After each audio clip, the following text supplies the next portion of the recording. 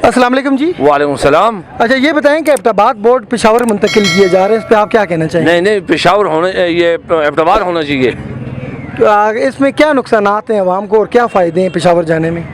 नुकसान ये यहाँ के बंदे तो मर तो नहीं चुके, मैं तो ये चौकी में जगह जगह पे जाता हूँ, बूढ़े बूढ़े गवर्नमेंट पाकिस्तान ये बूढ़े बूढ़े ज़ईफ़, उनका भी ये टाइम है जो है तबलीग करने का, उनका टाइम है उम्रा करने का, 40-40 हज़ार रुपये पेंशन भी लेते हैं। और यहाँ के लोग मर गए, यहाँ ये तो कोई भी नहीं है उनको, उन जगह उनको जो नौजवान खुदकशी भी आ गए और नौजवानों को काम नहीं मिलते। नहीं, मैं एबटाबाद बोर्ड की बात करूँ, आप तो बात कहीं और ले गए। वोट नहीं ले गया, बोले हमको पाकिस्तान को ये चाहिए यहाँ नौजवानों को भर्ती करे, नौजवानों को कारोबार दे।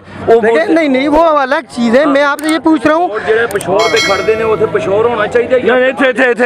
पे बात करें। अपने सियासतदानों को क्या कहेंगे जिनके दौरे हुकूमत में ये जा